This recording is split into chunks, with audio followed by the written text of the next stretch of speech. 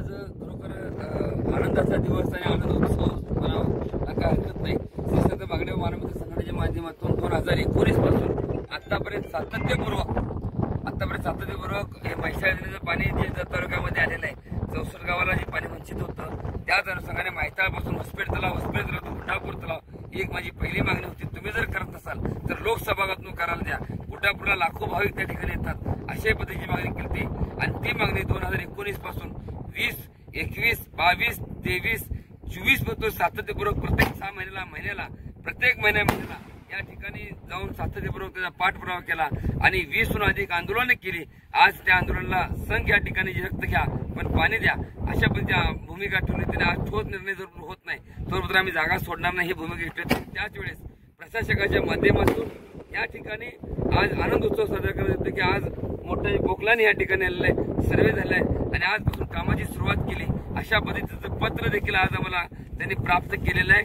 त्या पत्राच्या अनुषंगाने आज आमच्या अंकली गावातील ग्रामस्थ संघ बाकी परिसरातील सर्व मंडळी, मी एकटाच नाही, हे श्रेय या सर्व शेतकरी बांधवांनी ज्यांनी आम्हाला सहकार्य केलं त्या सर्वांचं आणि खरोखर हे आज आम्हाला पहिल्यांदा पाण्याचं यश प्राप्त झालेलं आहे। हे पाठपुरावा कारण ह्याच्यामध्ये ज्या पद्धतीने मागणी केली त्या पद्धतीची मागणी कुणी देखील तालुक्यातल्या मंडळींनी याच्यावरती केली, हे पाणी येऊ शकत नाही असे अनेक पद्धतीचं म्हणणं होतं, पण आज ते सत्यात उतरलंय आणि आज आमचा आनंद गगनात मावण्याचा झालाय। हे पाणी आमच्या होसपेठ तलाव असेल, गुड्डापूर तलाव असेल, संख तलाव, अंकली तलाव यामध्ये पाणी खळखळणार, कृष्णामाई अवतरणार, त्याचा आनंद आम्हाला गगनात मावण्याचा झालाय आणि काय सांगावं आणि काय नाही आम्ही आज भारावून गेलोय। धन्यवाद। जो पाण्याचा लढा बाबांच्या नेतृत्वाखाली जे संघमध्ये ते रस्ता रोको आंदोलन आणि अंकलगीमध्ये ज्यावेळेला रक्त घ्या पण पाणी द्या हे आंदोलनाला कुठेतरी आज यश आलेलं दिसते।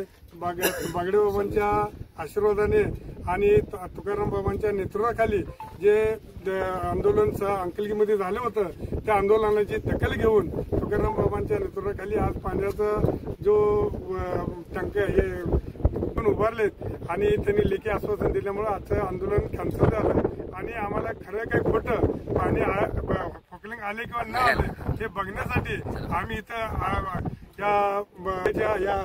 या फॉरेस्टमध्ये आम्ही थांबलोय आणि सध्या आम्ही त्या फोकलिंगच्या जवळपासच आहे आणि हे काम चालू झालंय असं आम्ही म्हणायला हरकत नाही। आणि याचं पूर्ण जत तालुका माजी सैनिक संघटना या नात्यानं आम्ही बागडे बाबांचे परमपूज्य शिष्य हे तुकाराम बाबा यांचं आम्ही अभिनंदन करतो आणि इथं थांबतो। जय हिंद, जय भारत।